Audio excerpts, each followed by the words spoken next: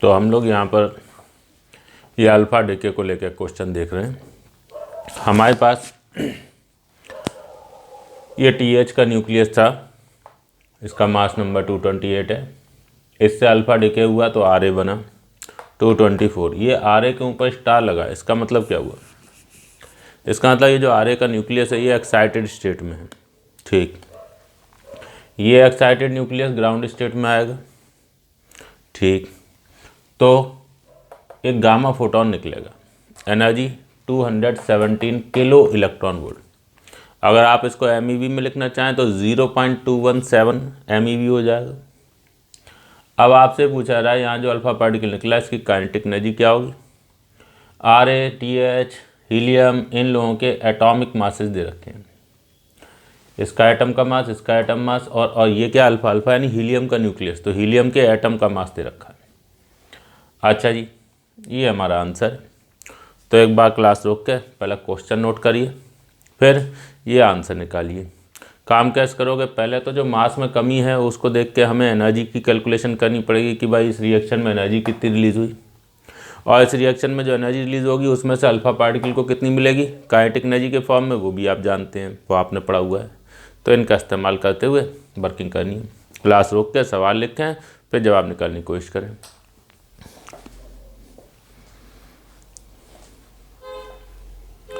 अच्छा ठीक है, तो हम लोग ध्यान देते हैं। अभी हमारे पास ये जो दो इक्वेशन दे रखी हैं, तो इसमें पहली वाली जो इक्वेशन है TH से बना RA और प्लस अल्फ़ा पार्टिकल, इसमें जो एनर्जी रिलीज़ होगी ये हमको चाहिए।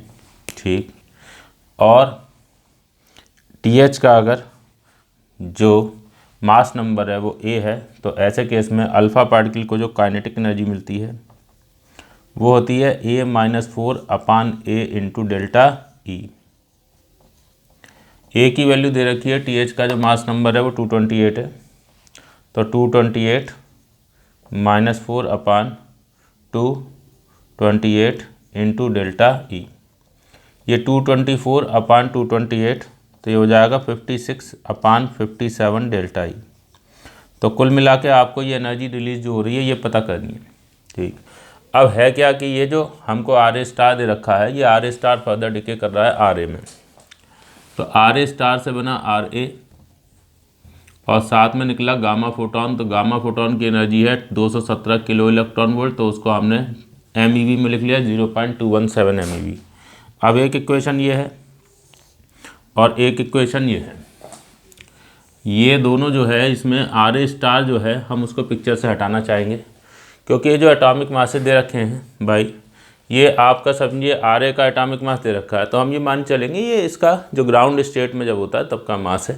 ठीक, तो अब क्या हुआ सिचुएशन, वो ये कि अगर मैं इसमें RA स्टार को गायब करना चाहता हूँ तो 1 और 2 को मैं ऐड कर दूँगा। ठीक, 1 + 2 कर दीजिए। अगर आपने 1 + 2 किया, RA स्टार दोनों तरफ से कट जाएगा और आपके पास इक्वेशन बनेगी TH से बना RA प्लस निकला अल्फ़ा पार्टिकल और प्लस एनर्जी रिलीज हुई प्लस 0.217 MeV। हमने कहा ये डेल्टा E हमें मिल जाए, बस हमारा काम चल जाएगा। डेल्टा E यहाँ रख देंगे, अल्फ़ा पार्टिकल की काइनेटिक एनर्जी आ जाएगी। क्यों नहीं, बिल्कुल सही बात है। तो मैंने कहा भाई ऐसा करते हैं, एक काम करते हैं कि यहाँ पर जो मास हैं वो देखते हैं, ये मास पहले का कितना है और बाद का कितना है। तो decrease in mass delta M बराबर, हाँ जी, TH के एटम का मास, उसमें से RA के एटम का मास और हीलियम के एटम का मास घटा दीजिए। ये कहाँ से आया? ये अल्फ़ा डिके में आपको बताया हुआ है कि अल्फ़ा डिके में अगर आपको डिक्रीज इन मास निकालना हो तो या तो इन तीनों के जो न्यूक्लियस हैं उनके मास को लेकर लिख लीजिएगा, पहले वाला मास माइनस बाद वाला मास, या फिर एटॉमिक मासेस का डिफरेंस लेकर भी लिख सकते हैं, सेम वही। इलेक्ट्रॉनों के मास के जो टर्म होते हैं वो सब इसमें कट जाते हैं। अल्फ़ा डिके में आपको लिखवाया, उसको देखिए। अच्छा, अब ये मासेस आपको दिए हुए हैं, इनको यहाँ पर रख देंगे, डेल्टा M आ जाएगा। फिर ये डेल्टा M आएगा AMU में, और यही जो डेल्टा M है वो एनर्जी में कन्वर्ट होगा, तो डेल्टा E + 0.217 MeV। ठीक है, तो ये तो पता ही है MeV में, तो इक्वल टू मास में जो कमी हुई मल्टीप्लाइड बाई 931.5, ये मास में कमी AMU में मिलेगी। तो जो एनर्जी है वो आपकी ये काहे में आ जाएगी, MeV में। तो यहाँ से डेल्टा ई मिल गया आपको, डेल्टा M इंटू 931.5 और माइनस 0.217, ये MeV में एनर्जी आ गई। अब आपको चाहिए अल्फ़ा पार्टिकल की काइनेटिक एनर्जी, तो अल्फ़ा पार्टिकल की काइनेटिक एनर्जी के लिए क्या करना पड़ेगा, 56/57 इंटू डेल्टा ई। तो पहले हम डेल्टा M यहाँ से निकालेंगे, ये तीनों दे रखे हैं, इनको यहाँ रखें, इससे डेल्टा M आएगा, डेल्टा M यहाँ रख के डेल्टा ई मिल जाएगा, और डेल्टा ई मिल गया तो उसे यहाँ रखेंगे तो अल्फ़ा पार्टिकल की काइनेटिक एनर्जी आ जाएगी, जो ये है 5.213 MeV। सही, तो ऐसे हम लोग जवाब जो है वो निकाल सकते हैं। चाहिए अल्फ़ा पार्टिकल की काइनेटिक एनर्जी के लिए देख लीजिए, सवाल में तो कहा था आपसे जो अल्फ़ा पार्टिकल निकलेगा उसकी काइनेटिक एनर्जी क्या होगी। तो एक बार क्लास रोक के इसको नोट कर लीजिए, फिर आगे देखते हैं।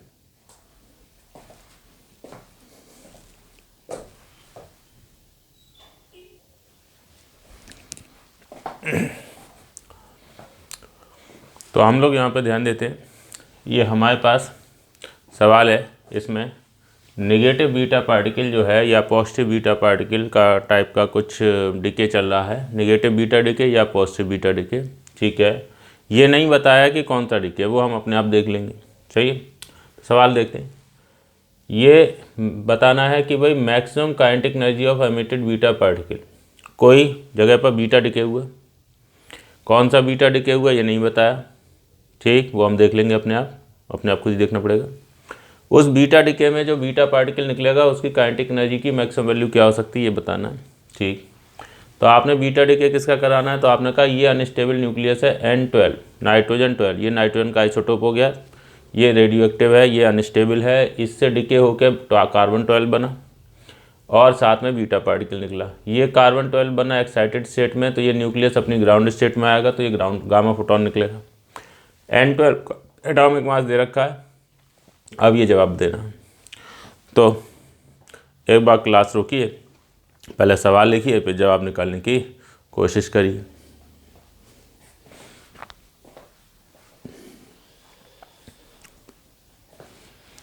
अच्छा, तो हम लोग यहाँ पर ध्यान देते हैं, हमने पहले तो ये कहा कि यार ये 7N12 होता है, नाइट्रोजन का एटॉमिक नंबर तो पता ही है, उससे बनेगा 6C12। अब कौन सा बीटा पार्टिकल निकलेगा, देखो 7 इधर, तो 7 इधर भी होना चाहिए, तो यहाँ पे जो बीटा पार्टिकल निकलेगा उसका जो मास एटॉमिक नंबर है 1 होना चाहिए, तो ये समझो +1 E0, ये कौन हो गया, पॉजिटिव बीटा पार्टिकल। प्लस साथ में निकलता है कुछ न्यूट्रिनो और साथ में कुछ एनर्जी भी रिलीज होती है। अब यहाँ जो कार्बन हुआ ये स्टार यानी एक्साइटेड स्टेट वाला कार्बन है, अब ये एक्साइटेड स्टेट से आएगा ग्राउंड स्टेट में और साथ में कुछ गामा फोटोन निकलेगा, तो गामा फोटोन निकलेगा तो उसकी एनर्जी होगी 4.43 MeV। हमने कभी एक काम करते हैं, इस बीटा पार्टिकल की, पॉजिटिव बीटा पार्टिकल की काइनेटिक एनर्जी की मैक्सिमम वैल्यू की बात करोगे तो हमने पढ़ा हुआ है कि वो इस रिएक्शन में रिलीज एनर्जी के बराबर होती है। तो बस आपको ये डेल्टा ई मिल जाए, आपका काम ख़त्म, वही आपका आंसर हो जाएगा। क्या करें, मैंने कभी एटॉमिक मास नाइट्रोजन 12 का दे रखा है, कार्बन का नहीं दे रखा, कोई बात नहीं, कार्बन का एटॉमिक मास हमें पता होता है, वो जहाँ पे AMU के बारे में बताया वहीं बताया। कार्बन 12 का जो एटॉमिक मास होता है वो होता है 12 AMU, 12 AMU।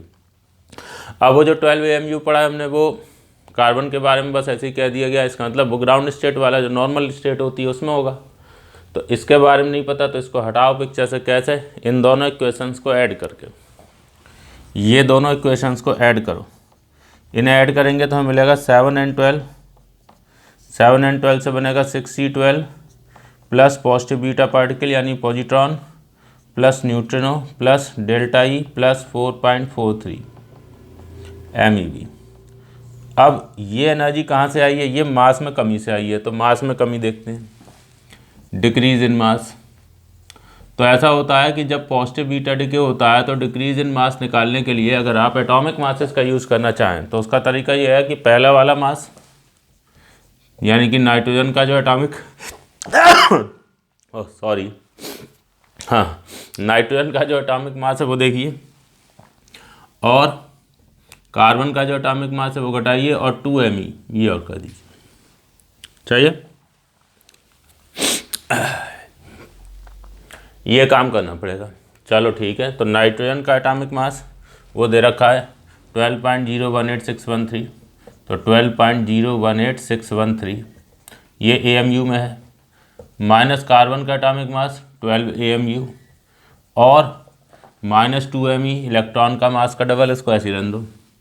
अब डेल्टा E प्लस 4.43 MeV, ठीक, इज इक्वल टू क्या होगा, ये मास इंटू C², मतलब इस मास को एनर्जी में कन्वर्ट करना है। तो मैंने कहा ऐसा है, ये जो है ये आपका ये तो हो जाएगा 0.018613 AMU -2 Me और इंटू C², ठीक। अब दिस इंटू C² यानी इसको एनर्जी में कन्वर्ट करना है, तो एक काम करो, इसको 931.5 से मल्टीप्लाई कर दो, सीधे सीधे ये आपको MeV में एनर्जी मिल जाएगी।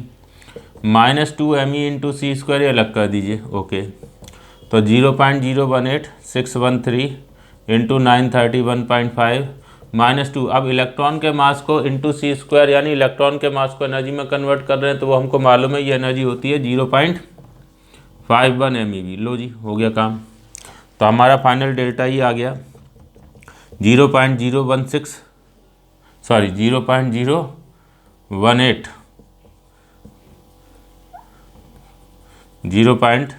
0.018613 multiplied by 931.5 minus 1.02 minus 4.43 MeV। तो ये आपका आंसर आ जाएगा वही जो यहाँ बताया गया था 11.888 MeV।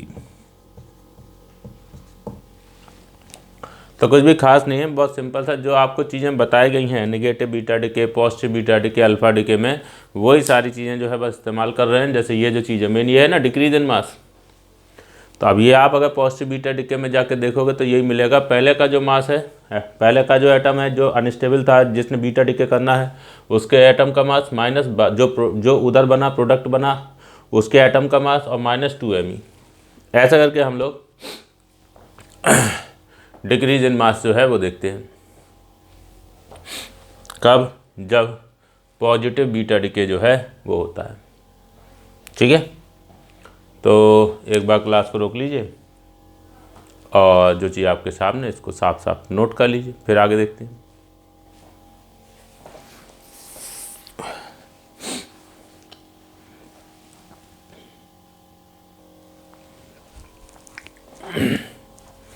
आगे हम लोग बात कर रहे हैं रेडियो एक्टिव डिके लॉ के बारे में। अभी लॉ तो अभी नहीं बताया जा रहा है, पहले तो कुछ एक्टिविटी के बारे में हम जो है कि सैंपल, कोई अनस्टेबल एलिमेंट है उसका कोई सैंपल लिया है, उसकी एक्टिविटी को डिफाइन कर रहे हैं, समझ रहे हैं। एक्टिविटी, ये क्या बात हुई, देखिए क्या लिखा है। एक्टिविटी ऐसी क्वांटिटी है, कैपिटल ए से रिप्रेजेंट किया है। इसका मतलब क्या, rate of decay of A radio active sample. क्या मतलब, भाई आपके पास कोई अनस्टेबल मटेरियल था, ऐसा मटेरियल था कि जिसके न्यूक्लियस अपने आप अपने अंदर चेंजेस करते रहते हैं और अपने को ख़त्म करके दूसरे किसी एलिमेंट में कन्वर्ट होते रहते हैं। हाँ सही है, तो हम कहेंगे ये मटेरियल रेडियो एक्टिव है, अनस्टेबल है, सही है, इसका डिके हो रहा है, डिसइंटीग्रेशन हो रहा है। ओके, तो ऐसा कुछ वैल्यू लेके बात करी कि मान लीजिए हमारे पास उस मटेरियल का एक सैंपल है जिसमें एक नहीं, दो नहीं, बहुत सारे अनस्टेबल न्यूक्लियस उसके मौजूद है। तो ये सैंपल देखा, इसमें इस मटेरियल के 5 लाख अनस्टेबल न्यूक्लियस मौजूद थे। अब तुम इस सैंपल को रखोगे तो ऐसा तो है नहीं कि एकदम से सारे के सारे 5 लाख न्यूक्लियस अपने आप को दूसरे में कन्वर्ट कर लेंगे। ये काम होगा, अनस्टेबल न्यूक्लियस अपने आप को स्टेबल में कन्वर्ट करेंगे, थोड़ा टाइम ले करते रहेंगे। ठीक है, कभी कुछ, अभी थोड़े से हो गए, फिर थोड़े और, फिर थोड़े और, लगातार जो है वो जो अनस्टेबल न्यूक्लियस है, सॉरी जो अनस्टेबल एलिमेंट है उसके न्यूक्लियस अपने को डिके करते रहेंगे। चलो, तो इस सैंपल को हमने देखा, तो इस सैंपल को हमने देखा 0.01 सेकेंड के लिए। इस 0.01 सेकेंड में इस सैंपल में जो न्यूक्लियस थे वो डिके हुए। कितने न्यूक्लियस डिके हुए, तो हमने बताया 250 न्यूक्लियस डिके हुए थे। तो बहुत सारे 5 लाख थे। अब कोई जो ही तो ना कि 5 के 5 लाख जो है वो डिके हो जाए एक साथ। 5 लाख में से 250 न्यूक्लियस 0.01 सेकेंड में डिके हो गए। तो हम इसके लिए रेट ऑफ डिसइंटीग्रेशन या rate of decay of sample define करेंगे। कैसे? ऐसे देखिए, ये पढ़िए, ये क्या लिखा है, number of disintegrations per unit time. क्या मतलब, कितने डिसइंटीग्रेशन हुए, इतने, कितने टाइम में, इतने टाइम में। तो number of disintegrations per unit time अगर करोगे तो उसी को हम कहेंगे एक्टिविटी। ये देखिए delta N upon delta T, इसको हमने क्या नाम दिया, सैंपल की एक्टिविटी, कैपिटल ए से रिप्रेजेंट किया। ये है 250, ये है 0.01, तो 250 अपान 0.01 ये आ जाएगा 25,000 DPS। DPS का क्या मतलब है, डिसइंटीग्रेशंस पर सेकेंड या डिके पर सेकेंड। तो सैंपल की जो एक्टिविटी है वो 25,000 DPS हो गई, 25,000 डिसइंटीग्रेशंस पर सेकेंड हो गई। अब पढ़िए दोबारा से इसको। एक्टिविटी का मतलब क्या है कि कोई रेडियो एक्टिव एलिमेंट का सैंपल है। सैंपल मतलब उसमें एक अनस्टेबल न्यूक्लियस नहीं, हजारों लाखों की तादाद में अनस्टेबल न्यूक्लियस मौजूद है। अब क्या हुआ, उस सैंपल का रेट ऑफ डिके या रेट ऑफ डिके कह लो या रेट ऑफ डिसइंटीग्रेशन कह लो, जिसका मतलब और क्लियर क्या है, number of disintegrations per unit time, number of decay per unit time, value लेके भी समझाया। ये कहलाती है सैंपल की एक्टिविटी। अच्छा, अब हमने कहा एक्टिविटी की यूनिट वैसे तो एक्टिविटी की यूनिट ये है DPS, डिसइंटीग्रेशन पर सेकंड, बट हम क्या कहते हैं, कुछ साइंटिस्टों के नाम पर इसमें कुछ और यूनिट्स देखते हैं। जैसे ये जो DPS है इसको तो बेकुरल बोल देते हैं कि सैंपल की एक्टिविटी के लिए यूनिट बेकुरल। बेकुरल का मतलब तो DPS, एक बेकुरल मतलब एक DPS। मतलब किसी सैंपल में एक्टिविटी आज आप देख रहे हैं 25,000 DPS, तो आप कहोगे कि इसकी एक्टिविटी है 25,000 बेकुरल। रदरफोर्ड ये थोड़ी बड़ी यूनिट है। अब रदरफोर्ड जो है वो 10⁶ DPS, 10 लाख डिसइंटीग्रेशन पर सेकेंड अगर कहीं पर हो रहे हैं तो हम कहेंगे कि 1 रदरफोर्ड एक्टिविटी सैंपल की है।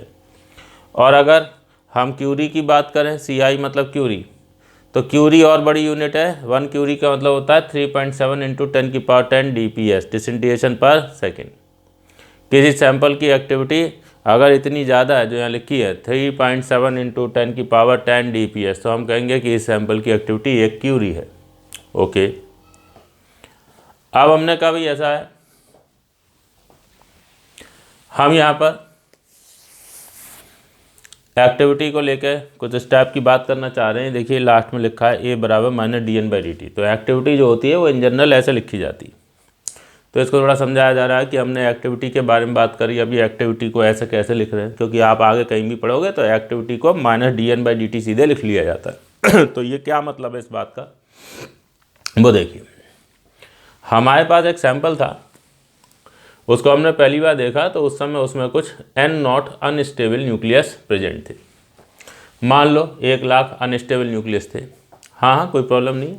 अरे भाई सैंपल है, अनस्टेबल जितने न्यूक्लियस थे काउंट किए, 1 लाख मिले, उसको N0 लिख लिया। 10 लाख हो सकते हैं, 50 लाख हो सकते हैं, ये तो बस मैंने एग्जाम्पल के तौर पर 1 लाख लिख लिया।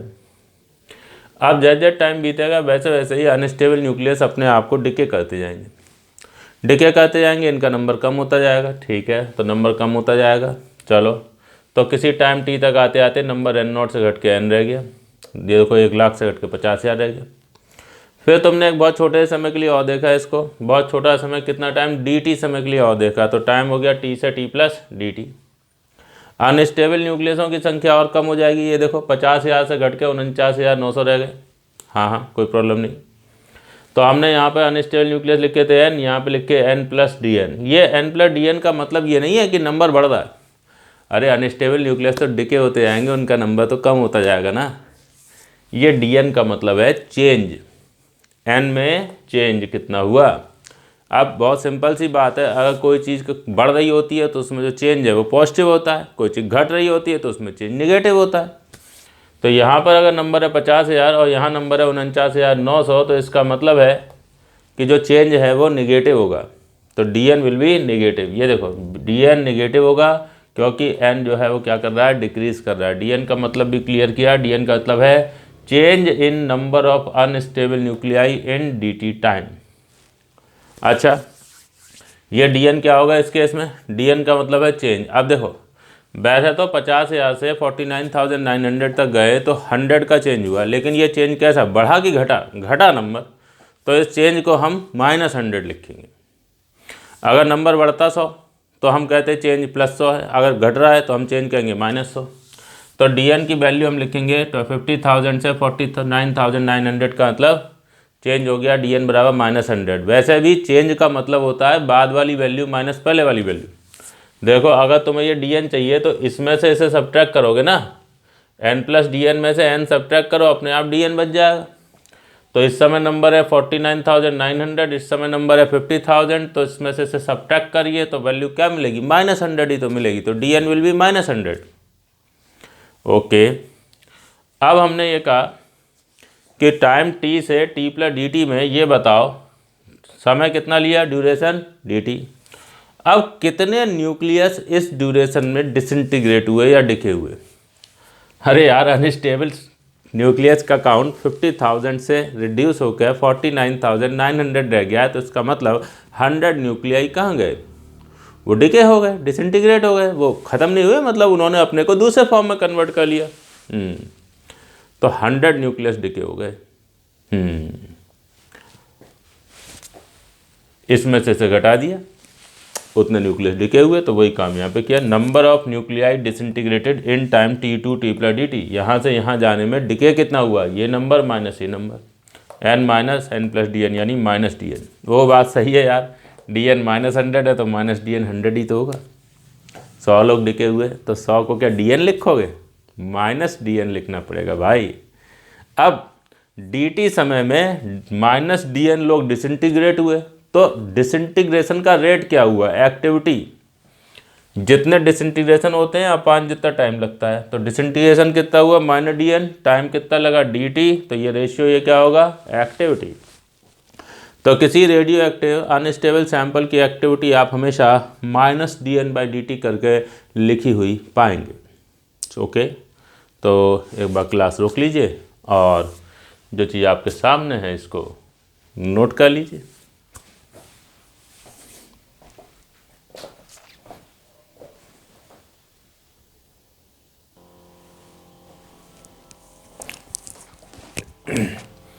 तो अब हम लोग बात करते हैं रेडियो एक्टिव डिके लॉ के बारे में। अभी हमने एक्टिविटी के बारे में पढ़ा था, अब रेडियो एक्टिव डिके लॉ क्या है वो देखिए। रेडियो एक्टिव डिके लॉ ये कहता है कि किसी सैंपल का जो रेट ऑफ डिके होता है, यानी एक्टिविटी होती है, रेट ऑफ डिसइंटीग्रेशन होता है, वो डायरेक्टली प्रोपोर्शनल होता है नंबर ऑफ अनस्टेबल न्यूक्लियाई के। ये रेडियो एक्टिव डिके लॉ है। रेट ऑफ डिके यानी activity directly proportional to unstable nucleus जो है उनकी संख्या, A = n। क्या मतलब है इसका, वो नंबर लेके समझाया है। मान लीजिए आज कोई अनस्टेबल मटेरियल का सैंपल है और उसमें 10 लाख अनस्टेबल न्यूक्लियस प्रेजेंट है। अब अनस्टेबल हैं तो वो अपने आप को चेंज कर रहे होंगे, अल्फा बीटा गामा डिके चल रहा होगा, तो ये न्यूक्लियस ख़त्म हो रहे होंगे, कोई दूसरे बन रहे होंगे, तो ये तो ख़त्म हो रहे हैं ना, दूसरे बने ना बने बात की बात है। तो अब ये ख़त्म हो रहे हैं, हाँ। तो अब इस समय इनका जो डिके का रेट है यानी एक्टिविटी है वो 500 dps है, मतलब 1 सेकंड तक देखोगे तो 1 सेकंड में 500 अनस्टेबल न्यूक्लियस डिके हो जाएंगे। अब जाहिर सी बात है, टाइम अगर बीतता जाएगा तो ये अनस्टेबल न्यूक्लियस डिके होते तो इनकी संख्या तो कम होती जाएगी। तो बस रेडियो एक्टिव डिके लॉ यही कहता है कि जब ये नंबर कम होता जाएगा तो एक्टिविटी यानी कि डिसइंटीग्रेशन का रेट वो भी कम होता जाएगा। मतलब आप यहाँ देखिए, अनस्टेबल न्यूक्लियसों की संख्या 10 लाख से घट के 8 लाख रह गई। बिल्कुल होगा, थोड़ी देर बाद रह जाएगा ऐसा। तो अगर अनस्टेबल न्यूक्लियस 10 लाख से 8 लाख रह गए तो जो एक्टिविटी है वो क्या होगी, अब एक्टिविटी 500 पे फिक्स नहीं रहेगी। ये नंबर कितने टाइम्स हो गया, देखो 10 लाख के कंपेरिजन में 8 लाख मतलब 0.8 टाइम्स। तो भाई जब नंबर 0.8 टाइम्स हो जाएगा तो एक्टिविटी भी 0.8 टाइम्स हो जाएगी। एक्टिविटी 500 × 0.8 यानी 400, देखो एक्टिविटी कम हो गई, नंबर और कम हो गया, नंबर घटते घटते घटते घटते 10,000 रह गया। अब 10 लाख के कंपेरिजन में 10,000 तो 1/100 है ना, तो अगर नंबर 1/100 हो गया तो एक्टिविटी भी 1/100 हो जाएगी। तो 500 dps का 1/100 क्या हो जाएगा, 5 dps। ये देखिए, जैसे जैसे अनस्टेबल न्यूक्लियस कम होते जाएंगे वैसे वैसे एक्टिविटी भी कम होती है। कल को ये नंबर 10,000 से रिड्यूस हो गए 2,000 रह जाए, मतलब 1/5 और रह जाए, तो नंबर 1/5, तो एक्टिविटी भी फिर 1/5 यानी 1 DPS रह जाएगी। ओके, तो हमने कहा यार ऐसा है, रेडियो एक्टिव ला डिके ला जो है ये कहता है ये प्रोपोर्शनल टू n, तो इस प्रोपोर्शनलिटी को इक्वालिटी में बदलेंगे। कैसे? सम कांस्टेंट इंट्रोड्यूस करिए, तो a equal to lambda into n। ये लैम्डा कोई कांस्टेंट है। अब ये लैम्डा कोई यूनिवर्सल कांस्टेंट नहीं है, इसको कहेंगे decay constant of unstable element. जो भी अनस्टेबल एलिमेंट है उसका डिके कांस्टेंट। सही है। तो ये जो लैम्डा है इसकी वैल्यू अनस्टेबल मटेरियल पर डिपेंड करेगी। अलग अलग प्रकार के अनस्टेबल मटेरियल जो होंगे उनके लिए डिके कांस्टेंट की वैल्यू अलग अलग पाई जाएगी। कोई अनस्टेबल मटेरियल ऐसा हो सकता है, एलिमेंट ऐसा हो सकता है जिसके लिए लैम्डा की वैल्यू 50 पर सेकेंड हो, तो कोई दूसरा ऐसा हो सकता है जिसके लिए लैम्डा की वैल्यू 500 पर सेकेंड हो। अलग अलग, या किसी के लिए 10 की पावर -4 पर सेकेंड, किसी के लिए 10 की पावर -5 पर सेकेंड। अलग अलग मटेरियल्स के लिए डिके कांस्टेंट की वैल्यू अलग अलग होगी। चाहिए, तो हमने कहा खैर ये तो जो भी सवाल में मैटर या जो भी अनस्टेबल एलिमेंट डिस्कस हो रहा होगा उसका लैम्डा बता दिया जाएगा। चलो, तो उसकी हम बात नहीं करनी, बस हमें ये ध्यान रखना है कि ये लैम्डा कोई यूनिवर्सल कांस्टेंट नहीं, अलग अलग एलिमेंटों के लिए लैम्डा की वैल्यू अलग अलग होगी। इसीलिए लिखा है decay constant of unstable element. जो भी अनस्टेबल एलिमेंट है उसके हिसाब से डिके कांस्टेंट होगा। अच्छा, अब हमने कहा ठीक है भाई, चलो अब इसका इस्तेमाल करेंगे कुछ रिजल्ट निकालने के लिए। देखते हैं। तो आपको ये बताया कि कभी गाड़ी में टाइम 0 हुआ था और एक अनस्टेबल सैंपल को देखा, तो उस समय उसमें n0 अनस्टेबल न्यूक्लियस प्रेजेंट थे। इसकी एक्टिविटी इस समय कितनी थी? अरे ये अभी तो पढ़ा, a बराबर लैम्डा इंटू n। तो भाई जो नंबर है अनस्टेबल न्यूक्लियसों का उसको लैम्डा से मल्टीप्लाई कर दो, इस समय की एक्टिविटी मिल जाएगी। तो इसको लिख दिया a0। ये हो गई इनिशियल एक्टिविटी ऑफ सैंपल। अब टाइम बीता, थोड़ी देर के बाद आए, टाइम हो गया t, तो जो अनस्टेबल एलिमेंट है उसके न्यूक्लियसों की संख्या n0 से रिड्यूस होकर n रह गई, तो एक्टिविटी भी रिड्यूस हो जाएगी। एक्टिविटी भी कौन सी a0 पर फिक्स रहेगी, कहीं जब नंबर कम हो गया तो एक्टिविटी भी कम करो। तो इस समय एक्टिविटी ये हो गई लैम्डा n। ये देखिए ये है एक्टिविटी एट टाइम t। अब मैंने कहा यार ऐसा है हमने अभी पढ़ा था एक्टिविटी बराबर लैम्डा n, और इससे पहले हमें एक्टिविटी को लेकर बताया था कि एक्टिविटी को हम -dn/dt लिख सकते हैं। तो -dn/dt बराबर लैम्डा n। देखिए a बराबर लैम्डा n में a को -dn/dt लिख दिया, कोई दिक्कत नहीं। अब इसमें टाइम को एक तरफ किया, बाकी लोग दूसरी तरफ। ठीक, dt एक तरफ, बाकी लोग दूसरी तरफ। चेक कर लीजिए, यही है। अब दोनों तरफ जरा इंटीग्रेट करो। दोनों तरफ इंटीग्रेट कर रहे हैं। शुरुआत में जब टाइम 0 था तो उस समय अनस्टेबल न्यूक्लियसों की संख्या क्या थी? n0। और जब टाइम हो गया t तो अनस्टेबल न्यूक्लियसों की संख्या n0 से घट के रह गई n। ये आपने इस समय के इसको देखकर क्या लिमिट्स रखी। अब dt का integration t, limit 0 to t, और dn/n इसका integration ln n। ln n जानते, ये है natural log of n। Natural log यानी कि log base e, limit n0 से n। अब क्या करें? अब भाई मेरे लिमिट रखिए, यहाँ पर घड़ी लिमिट रखिए, time t -0 is equal to -1/λ ln n minus ln n0। Okay, यहाँ से t बराबर 1/λ, ये माइनस अंदर चले जाएगा तो a माइनस बी बन जाएगा b माइनस a, तो ln n0 minus ln n। अब ध्यान दीजिए log a minus log b होता है log a/b, तो इसको आप लिख देंगे ln n0/n। ये साथ में आ गए, t बराबर 1/λ ln n0/n। ये रिलेशन लिखा हमने नंबर n और टाइम t के बीच में। ये हमारा ऐसी जगह पर इस्तेमाल होगा कि जैसे आपसे कहा जाए कि आज शुरुआत में एक सैंपल में 10 लाख अनस्टेबल न्यूक्लियस थे, थोड़ी देर बाद 8 लाख रह जाएंगे, तो यहाँ से यहाँ तक आने में टाइम कितना लगेगा? तो ये टाइम इसी फॉर्मूले से निकालोगे। मटेरियल का लैम्डा मटेरियल से पूछ लेना, यहाँ रख देना, शुरुआती नंबर 10 लाख यहाँ रख दो और 8 लाख यहाँ रख दो, तो ये टाइम मिल गया। कल को तुमसे पूछा जाए कि 10 लाख से घट के 10,000 रहने में कितना टाइम लगेगा, ये 10 लाख, ये 10,000। चाहिए 8 लाख से 10,000 रह जाने में कितना टाइम लगेगा, इसको 8 लाख रख दो, इसको 10,000 रख दो। तो जो भी शुरुआती नंबर है से लेकर जहाँ तक की आप बात करना चाहते हो वो नंबर यहाँ रखिए, आपको टाइम की वैल्यू मिल जाएगी। ठीक, ln यानी नेचुरल लॉग का मतलब समझा दिया। नेचुरल लॉग का मतलब होता है लॉग बेस ई। अब एक बहुत पॉपुलर कन्वर्जन है लॉग को लेके, जिसमें नेचुरल लॉग को लॉग बेस 10 में कन्वर्ट किया जाता है। तमाम बार ऐसा होता है कि कैलकुलेशन है हमें जो है वो लॉग बेस 10 के हिसाब से करने में थोड़ा आराम महसूस होता है। वैल्यूज़ दे रखी होती हैं किसी कुछ इस हिसाब से कि लॉग बेस 10 में वर्किंग करना ईजी लग रहा है हमें, तो हम क्या कहते हैं लॉग बेस ई को लॉग बेस 10 में कन्वर्ट करते हैं। और उसका तरीका ये है कि इसको 2.303 से मल्टीप्लाई किया जाता है, बहुत पॉपुलर है। तो आप चाहें तो ऐसे लिख सकते हैं, या इसी में ही नेचुरल लॉग को यानी लॉग बेस ई को लॉग बेस 10 में कन्वर्ट कर दीजिए और 2.303 से मल्टीप्लाई कर दीजिए। एक और चीज़ होती है, कई बार आप लॉग बेस 2 में लेके वर्किंग करना चाहते हैं, तो लॉग बेस ई को लॉग बेस 2 में कन्वर्ट कर दो, उसमें 0.693 से मल्टीप्लाई किया जाता है। समझे? तो ये सिंपल सी चीज़ है, अपने लोग इजीली इसको जो है वो याद रख लेते हैं कि टाइम, ठीक है, और एन के बीच में रिलेशन। तो एक बार क्लास रोक लें और इसको साफ साफ नोट कर लें, फिर आगे देखते हैं।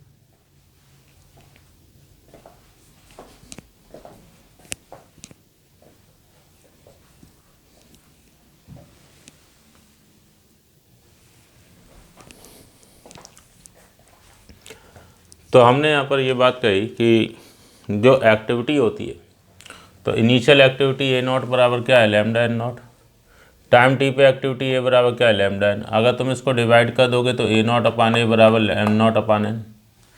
तो है क्या कि अगर हम एक्टिविटी की बात करें या नंबर की बात करें, तो रेशियो जो है जो इनिशियल एक्टिविटी का और आज के टाइम की एक्टिविटी का है वो वही है जो इनिशियल नंबर, अनस्टेबल न्यूक्लियस का नंबर और आज का जो नंबर बचा है इसके बराबर। तो आपने जो रिलेशन लिखे थे एन को लेकर, टी बराबर 1 lambda L N naught by N, उसकी जगह ए नॉट बाई आ जाए।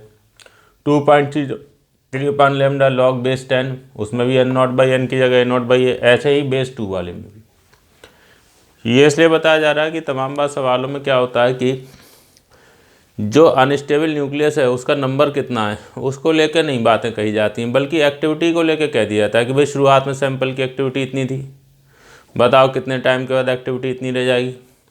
तो अनस्टेबल न्यूक्लियसों की संख्या कितनी है उसको नहीं डिस्कस किया गया, एक्टिविटी डिस्कस कर ली गई। ठीक है, तो जैसा आप रिलेशन एन और टी के बीच में लेके लिख सकते हैं, वैसा ही रिलेशन ए और टी को लेके भी लिखा जा सकता है। ये सिंपल सी बात यहाँ पर बताई गई। अच्छा, अब आते हैं हाफ लाइफ पर। हाफ लाइफ क्या है भाई, बहुत पॉपुलर और बड़ी इंपॉर्टेंट चीज़ है वो। देखिए एक सैंपल था, शुरुआत में हमने उसको देखा, घड़ी स्टार्ट करी टाइम 0, उस समय उसमें अनस्टेबल न्यूक्लियस की संख्या थी एन नॉट और उसमें उस सैंपल की एक्टिविटी थी ए नॉट। थोड़ी देर के बाद देखा तो नंबर रह गया आधा, और नंबर आधा रह जाएगा तो एक्टिविटी भी तो आधी रह जाएगी, तो डायरेक्टली प्रोपोर्शनल होते हैं। तो ये नंबर या एक्टिविटी को आधा ले जाने में जो टाइम लगा उस टाइम को आप कहते हैं सैंपल की या एलिमेंट की, अनस्टेबल मटेरियल की, अनस्टेबल एलिमेंट की half life, T half. Capital T half लिख दें या स्मॉल टी हाफ भी लिख सकते थे कोई बात नहीं, कोई फ़र्क नहीं। अब हमने कहा ऐसा है, जैसा हमारे पास ये रिलेशन होता है टी बराबर 1 lambda N N naught by N, इसको यूज़ करो। नंबर जब रह जाएगा आधा उस समय जो टाइम है वो क्या होगा टी हाफ, कोई दिक्कत नहीं। एन नॉट से एन नॉट कट गया L N two by lambda, half life होती है L N two by lambda. L N two की वैल्यू होती है 0.693, तो 0.693 अपान लैम्डा। अब ध्यान दीजिए, हाफ लाइफ, किसी सैंपल की हाफ लाइफ उस एलिमेंट पर डिपेंड कर रही है, डिके कांस्टेंट। अरे अलग अलग एलिमेंट, अलग अलग डिके, अलग अलग अनस्टेबल एलिमेंटों का लैम्डा अलग अलग होता है, तो उनकी हाफ लाइफ भी अलग अलग होगी। लेकिन किसी सैंपल की जो हाफ लाइफ है वो उस सैंपल में शुरुआत करते समय कितने अनस्टेबल न्यूक्लियस थे इस पर डिपेंड नहीं करती। ये देखिए T half does not depend on an not, शुरुआती नंबर कितना था इससे हाफ लाइफ को कोई फ़र्क नहीं पड़ता है। क्या मतलब, उसे वैल्यू लेके समझाया। आपके पास एक सैंपल है, उसमें आज 10,000 अनस्टेबल न्यूक्लियस हैं। आपने कभी ऐसा है 1 घंटे तक इंतज़ार किया, 1 आवर में इसमें अनस्टेबल एलिमेंट सॉरी जो न्यूक्लियस थे उनका काउंट 10,000 से घट के 5,000 रह गया। तो ये 1 आवर ये क्या हो गई, हाफ लाइफ हो गई सैंपल की। आप ध्यान दीजिए, नंबर के आधा रह जाने का जो टाइम है 1 आवर, ये इनिशियल नंबर पे डिपेंड नहीं करेगा। क्या मतलब, कल को अगर ये अनस्टेबल न्यूक्लियस और कम होते, भाई डिके तो चलता ही रहा है, चलता ही चला जाएगा, अनस्टेबल न्यूक्लियस और कम होते जाएंगे। तो अनस्टेबल न्यूक्लियसों की संख्या अगर 5,000 से घट के क्या 2,500 रह जाएगी, तो ये काम होने में जो टाइम लगेगा ये भी 1 आवर ही लगेगा। समझे, यहाँ से यहाँ आने में टाइम 1 आवर है, तो यहाँ से यहाँ जाने में भी टाइम क्या लगेगा, 1 आवर। ओके, और नंबर गिरता रहा, कभी नंबर रह गया 300। अब यहाँ से यहाँ का टाइम कितना, मैं उसकी बात नहीं कर रहा हूँ क्योंकि ये हाफ नहीं हुआ, कुछ और है। लेकिन अब मान लो 300 से 150 तक आना है, तो ये भी हाफ हो गया ना, तो नंबर आते रहने में टाइम वही लगेगा 1 आवर।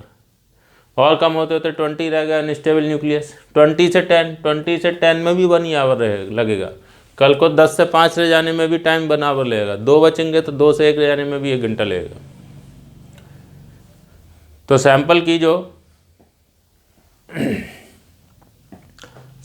जो एक्टिविटी सैंपल का जो हाफ लाइफ है उसका लेना देना शुरुआती नंबर से नहीं है। अगर शुरुआत 10,000 से करोगे तो 5,000 रह जाने में 1 घंटा लगा, तो शुरुआत अगर 20 से करो तो 10 जाने में भी टाइम 1 घंटा ही लगेगा। ओके,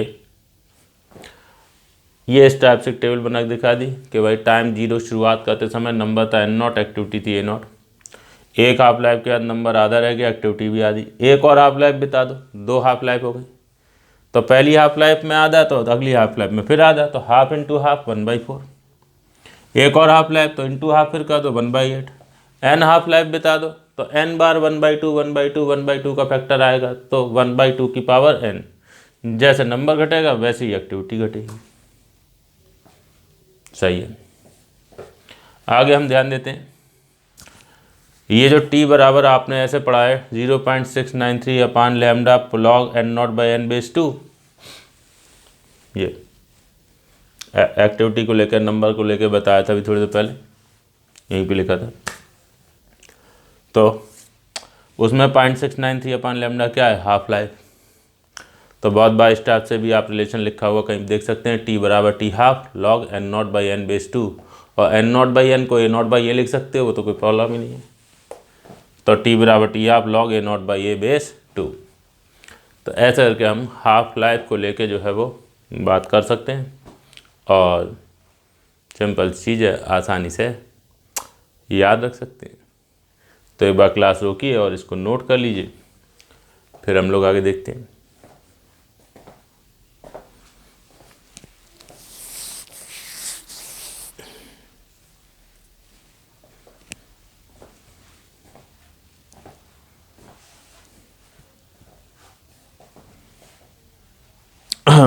चलो 1 मिनट।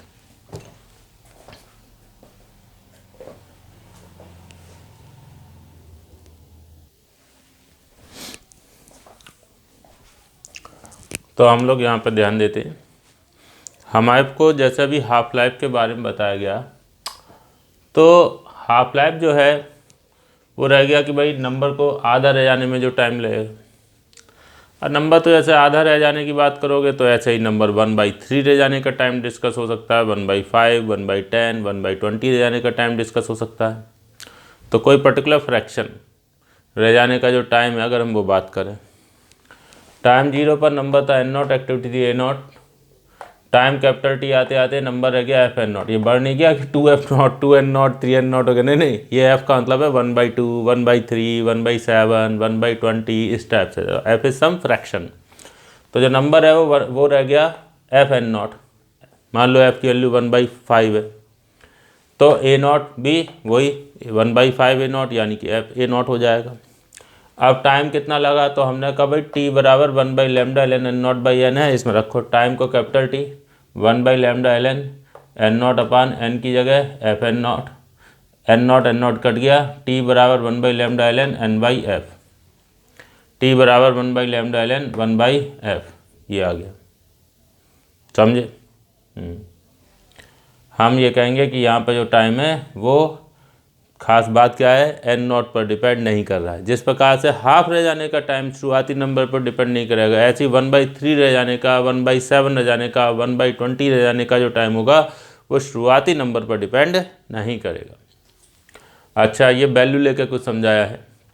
मान लीजिए किसी अनस्टेबल सैंपल में आज 8100 आपके पास अनस्टेबल न्यूक्लियस थे, अब ये डिके होने लगे।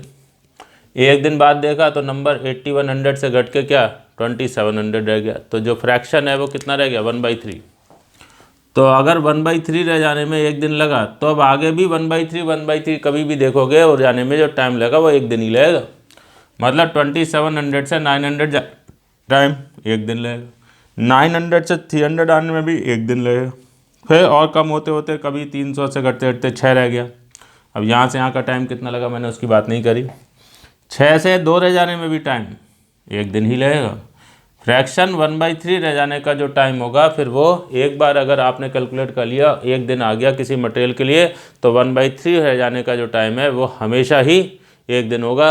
इनिशियल नंबर कितना है इससे कोई लेना देना नहीं।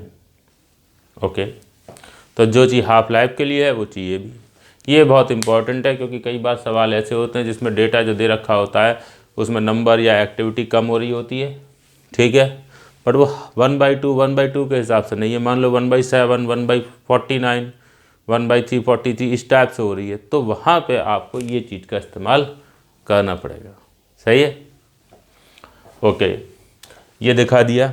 टाइम 0 पर नंबर एन नॉट था, activity A naught. Capital T समय के बाद F N naught, F A naught, तो एक और कैपिटल टी समय, तो एक बार और एफ वाले फैक्टर से मल्टीप्लाई हो जाएगा तो एफ स्क्वायर। एन टाइम्स ये कर दोगे तो एन बार कैपिटल टी टाइम, तो एन बार एफ से मल्टीप्लाई होगा तो एफ की पावर एन नॉट या एफ की पावर ए नॉट, ठीक है। तो ऐसे हम लोग जो चीज़ हाफ लाइफ को जो लेकर डिस्कस करते हैं वो जनरल भी डिस्कस कर सकते हैं, किसी और फ्रैक्शन के लिए भी सेम वही पैटर्न पर काम किया जाएगा। अच्छा, फिर आते हैं एवरेज लाइफ पर। अब ये एवरेज लाइफ क्या है, पहले इसको कुछ वैल्यू लेके समझाया, फिर उसके बाद एवरेज लाइफ किसी रेडियो एक्टिव सैंपल की क्या होगी तो उसको कैलकुलेट नहीं किया जाएगा, उसके लिए सिर्फ एक रिजल्ट बता दिया जाएगा कि यार एवरेज लाइफ ये होती है। चलो पहले जनरल बात करते हैं। हमारे पास कोई अनस्टेबल सैंपल था, उसमें 4 अनस्टेबल न्यूक्लियस थे, तो हमने अभी देखना इनको शुरू किया। 2 सेकंड के बाद इनमें से एक न्यूक्लियस डिके हो गया, ठीक, t=2 पे एक न्यूक्लियस डिके, और तुम इंतजार करते रहे तो t=7 पर एक और गया, t=15 पर तीसरा गया, t=100 पर चौथा गया, ऐसे। अब इस पूरे सैंपल की एवरेज लाइफ क्या हुई? अरे भाई, जो आदमी जितने टाइम तक जिंदा रहा वो उसकी लाइफ है। जैसे ये वाला जो है ये 2 सेकंड तक जिंदा रहा, 2 सेकंड पर ख़त्म हुआ तो इसकी लाइफ स्पैन 2 सेकंड रही। ये वाला जो है ये t=7 पे जो है वो ख़त्म हुआ है, तो शुरू तो 0 पे हुआ था तो इसको 7 सेकंड लगे, ये 7 सेकंड तक जिंदा रहा, ये 15 सेकंड तक रहा और ये 100 सेकंड तक रहा। तो इन चारों का लाइफ स्पैन अलग अलग है, जो जितनी देर में टिके होगा उसका लाइफ स्पैन उतना ज़्यादा होगा। तो एवरेज लाइफ पूरे सैंपल की कैसे निकालोगे? 2 + 7 + 15 + 100/4, 4 लोग हैं, चारों की लाइफ स्पैन जोड़िए अपन टोटल नंबर कर दीजिए। अब हम कहते हैं कि किसी रेडियो एक्टिव सैंपल के लिए वही बात करी जाए, बिल्कुल। तो अगर आप किसी रेडियो एक्टिव सैंपल लेते हैं तो उसमें लार्ज नंबर ऑफ जो है वो अनस्टेबल न्यूक्लियस होते हैं, रख देंगे डिके होना शुरू हो जाएंगे, अलग अलग टाइम पर खूब सारे लोग डिके होते चले जाएंगे। सैंपल जो है उसकी एवरेज लाइफ क्या होगी? तो हमने बताया कि रेडियो एक्टिव सैंपल की जो एवरेज लाइफ होती है 1/λ होती है। अब ये रिजल्ट हमने निकाला नहीं है, जो लोग ज़्यादा इंटरेस्टेड हों वो HC वर्मा देख सकते हैं, उसमें जो है ये चीज़ जो है वो डिराइव करके कुछ इंटीग्रेशन वगैरह करके है, कोई बहुत कठिन नहीं है। हम सिर्फ इसलिए नहीं कर रहे हैं क्योंकि उसका हमसे कोई लेना देना नहीं दूर दूर तक, हम सिर्फ और सिर्फ ये रिजल्ट याद रख के अपना काम चला सकते हैं। तो इसलिए हम बस फोकस इस रिजल्ट को याद रखने पर करें, इसलिए ही बस मैं वो उसको यहाँ पर नहीं बता रहा हूँ, ठीक है। तो सैंपल की एवरेज लाइफ ये होती है, कैसे निकाली हमें इससे कोई मतलब नहीं है। Okay, average life 1/λ। तो भाई मेरे हाफ लाइफ पढ़ी थी हमने 0.693 अपन लेमडा, तो हाफ लाइफ और एवरेज लाइफ में रिलेशन आ गया, टी हाफ बराबर 0.693 इंटू टी एवरेज। इसको इधर ले जाओगे तो 1/दिस वो 1.44 हो जाएगा, तो टी एवरेज बराबर 1.44 इंटू टी हाफ। ऐसे करके हम बात कर सकते हैं, ठीक है। एवरेज लाइफ जो है वो आपने देख ली 1/λ है। अच्छा, तो एक बार क्लास रोक लेंगे और जो चीज़ आपके सामने है इसको नोट कर लेंगे, फिर देखते हैं आगे।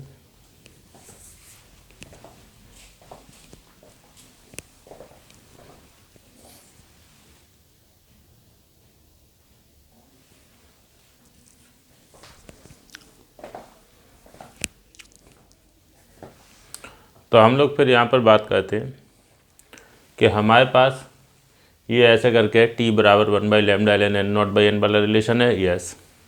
अब 1/λ हो गया टी एवरेज, तो आप टी बराबर टी एवरेज ln n0/n लिख सकते हैं। अच्छा, n0/n को a0/a लिख लो, कोई प्रॉब्लम नहीं भाई, एक ही बात है। अच्छा, और देखिए जैसे आप ये ln n0/n बराबर क्या लिखोगे लैम्डा टी, तो ln n0/n बराबर लैम्डा टी, ln को क्या लिख लिया लॉग बेस ई।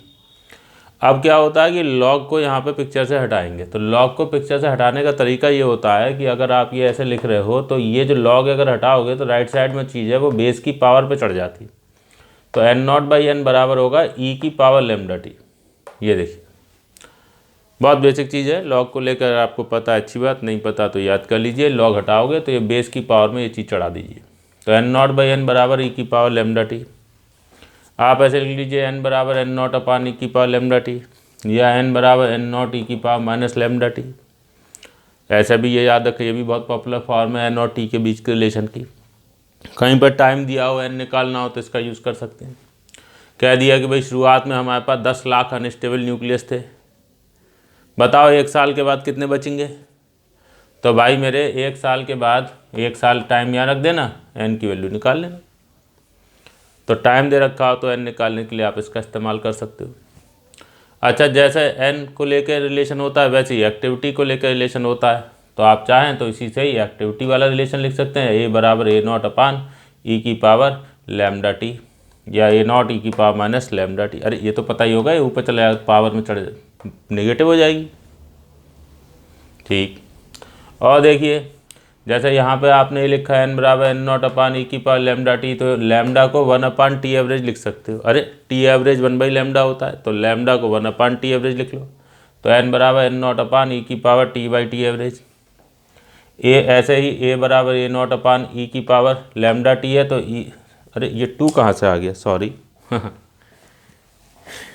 ई है ये, अपान ई की पावर t अपान टी एवरेज, कोई दिक्कत नहीं। अच्छा, फिर हमने कहा भाई ऐसा है टाइम n और a इनको लेके हम लिखते हैं। टाइम जब था 0, नंबर था n0, एक्टिविटी थी a0, टाइम हो गया t एवरेज, तो नंबर क्या हो जाएगा n0 अपान ई। कैसे आया, यहाँ से देखिए ना, अगर आप टाइम को t एवरेज रख दोगे तो e की पावर t एवरेज अपान t एवरेज, तो वो कट जाएगा e की पावर 1, e की पावर 1 बन जाएगा e, तो n बराबर n0 अपान ई। एक एवरेज लाइफ के बाद नंबर n0 अपान ई रह जाएगा, ये बहुत पॉपुलर है। एक एवरेज लाइफ के बाद नंबर 1 अपान ई रह जाएगा। अच्छा, वो पता होना चाहिए आपको, ई की वैल्यू 1 अपान ई की वैल्यू यहाँ अलग से लिख देता हूँ। ई की जो वैल्यू है वो होती है 2.718 और 1 अपान ई की वैल्यू होती है 0.37, समझे। चलो भाई सही है, कोई दिक्कत नहीं। तो हमने बताया कि एक एवरेज लाइफ के बाद नंबर 1 अपान ई टाइम्स से जाएगा, एक्टिविटी भी 1 अपान ई टाइम्स। एक और एवरेज लाइफ बता दो तो फिर नंबर 1 अपान ई टाइम्स। जैसे जैसे आप एक एक एवरेज लाइफ और बताते जाओगे, मतलब 2 एवरेज लाइफ कर दोगे, 2t एवरेज तो ई स्क्वायर, 3t एवरेज तो E cube, n average life बता दोगे तो nt एवरेज, तो t एवरेज कट जाएगा, e की पावर n बच जाएगा। तो एक एक एवरेज लाइफ के बाद जो नंबर है या एक्टिविटी है वो 1 अपान ई होती चली जाएगी। ऐसे करके हम बात याद रख सकते हैं। जैसे हाफ लाइफ में 1/2 होता चला जाएगा, एवरेज लाइफ में 1 अपान ई होता चला जाएगा। अच्छा जी, और आगे बढ़ते हैं। अब हमसे कहा गया हाफ लाइफ को लेके हम एन और टी का जो रिलेशन लिखेंगे, ये देखिए टी बराबर T half log N naught by N base 2। हाँ बताया था अभी, यूँ होता है ना, टी बराबर 0.693 upon lambda log N naught by N base 2, तो वो 0.693 अपान लेमडा को हाफ लाइफ लिख दिया था। अब log N naught by N base 2 एक तरफ और टी अपान टी हाफ दूसरी तरफ, लॉग हटा दोगे तो ये चीज़ जो होगी वो 2 की पावर में चढ़ जाएगी, चढ़ा दो। अब एन एक तरफ बाकी लोग दूसरी तरफ, तो एन बराबर एन नॉट अपान 2 की power T by T half, A बराबर ए नॉट अपान 2 की power T by T half. तमाम बार ऐसा होता है कि हाफ लाइफ के टर्म्स में चीज़ें दे रखी होती हैं कि भाई शुरुआत में नंबर इतना था, बताओ 5.5 हाफ लाइफ के बाद नंबर क्या रह जाएगा। तो यहाँ पर 5.5 हाफ लाइफ रख देना, टी हाफ कट जाएगा, 2 की पावर 5.5 बस। तो हाफ लाइफ को लेकर वर्किंग अगर आपको डेटा दे रखा है और तो आप ये रिलेशन का इस्तेमाल करना पसंद करते हो। एक्टिविटी, हाँ उसका भी यही, अरे जैसे नंबर टाइम के साथ जो वो नंबर, ये कौन सा नंबर है, अनस्टेबल न्यूक्लियस का नंबर टाइम के साथ घटेगा, एक्टिविटी भी टाइम के साथ वैसी घटेगी। एक्टिविटी को लेकर भी ऐसे ही रिलेशन होते हैं, तो वैसे रिलेशन यहाँ आएगा, ए बराबर ए नॉट अपान 2 की power T by T half. यही बताया भी था कि जैसे अगर एक हाफ लाइफ बीत जाए तो नंबर आधा रह जाएगा, 2 हाफ लाइफ के बाद बाई 4, 3 हाफ लाइफ के बाद बाई 8, एन हाफ लाइफ के बाद एन नॉट अपान 2 की पावर एन। सही है, तो वो आप यहाँ से देख सकते हैं। आगे एक छोटी सी बात हमें बताई गई है, बहुत सिंपल सी चीज़ है कि जैसे टी बराबर हो है 1 by lambda L N N naught by N. हाँ, तो भाई मेरे अगर ये पूछा जाए कि शुरुआत में सैंपल या अनस्टेबल न्यूक्लियस एन नॉट थे, अब ये बताओ कितने टाइम के बाद अनस्टेबल न्यूक्लियस सारे के सारे डिके हो जाएंगे, एक भी अनस्टेबल न्यूक्लियस नहीं बचेगा।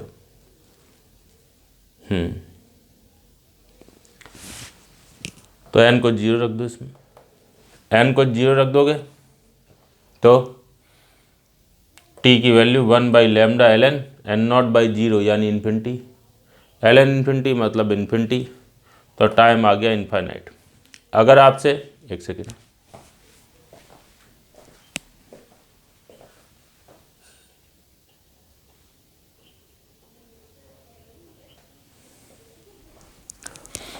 तो अगर आपसे ये कहा जाए कि कोई अनस्टेबल सैंपल है, कितने टाइम में पूरा का पूरा सैंपल डिके हो जाएगा, डिसइंटीग्रेट हो जाएगा, तो हम बताएंगे कि किसी अनस्टेबल सैंपल को पूरी तरीके से डिसइंटीग्रेट होने में इनफाइनाइट टाइम लगेगा, बहुत लंबा समय लगेगा, तब जाके कोई अनस्टेबल सैंपल कम्प्लीटली डिके हो पाएगा, कम्प्लीटली डिसइंटीग्रेट हो पाएगा। जैसे अनस्टेबल सैंपल में 10,000 अनस्टेबल न्यूक्लियस थे, सारे के सारे 10,000 लोग डिके होने में इनफाइनाइट मतलब बहुत लंबा समय। 10 लाख होंगे, उनको भी पूरी तरीके से ख़त्म होने में इनफाइनाइट टाइम लगेगा। 100 होंगे तो उनको भी पूरी तरीके से ख़त्म होने में इनफाइनाइट टाइम लगेगा, बहुत लंबा समय लगेगा। ये बड़ी पॉपुलर लाइन है, स्टेटमेंट है, it takes infinite time for a sample to disintegrate completely. तो एक बार क्लास रोक के ये बातें और नोट कर लीजिए, फिर आगे देखेंगे।